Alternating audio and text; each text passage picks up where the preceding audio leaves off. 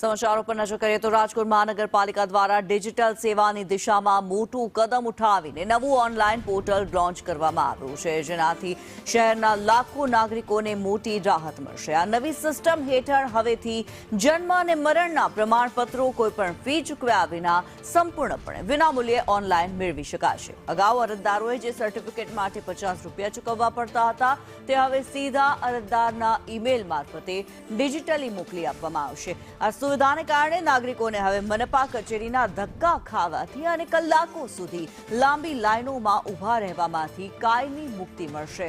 આ ઉપરાંત જૂના દાખલાઓમાં સુધારા વધારા કરવાની પ્રક્રિયા પણ આ પોર્ટલ પર ઓનલાઈન અપડેટ કરી શકાશે, જેનાથી સમગ્ર વહીવટી પ્રક્રિયા વધુ હાઈટેક અને પેપરલેસ બનશે।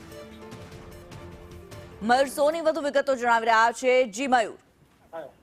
કિન્નરી છેલ્લા 5-6 મહિનાથી રાજકોટવાસીઓ હેરાન પરેશાન થઈ રહ્યા હતા, ખાસ કરીને જન્મના દાખલાને લઈને।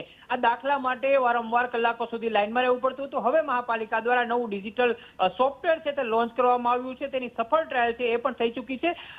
કોઈ પણ બાળકનો રાજકોટમાં જન્મ થઈ 8 દિવસની અંદર જ તેના નામની જે નોંધણી છે એ મહાપાલિકાની અંદર થઈ જશે અને અરજદારોએ માત્ર ઈમેલ એડ્રેસ છે એ જન્મ સમય આપવાનું રહેશે। દાખલો સીધો જ તેના ઈમેલની અંદર પહોંચી જશે અને સંપૂર્ણપણે પ્રથમ વખત આ દાખલો છે તે નિઃશુલ્ક આપવામાં આવશે, જેથી કરીને પૈસા અને સમય છે એ બંનેની બચત રાજકોટવાસીઓની થશે। જી ધન્યવાદ મયુર આ માહિતી માટે।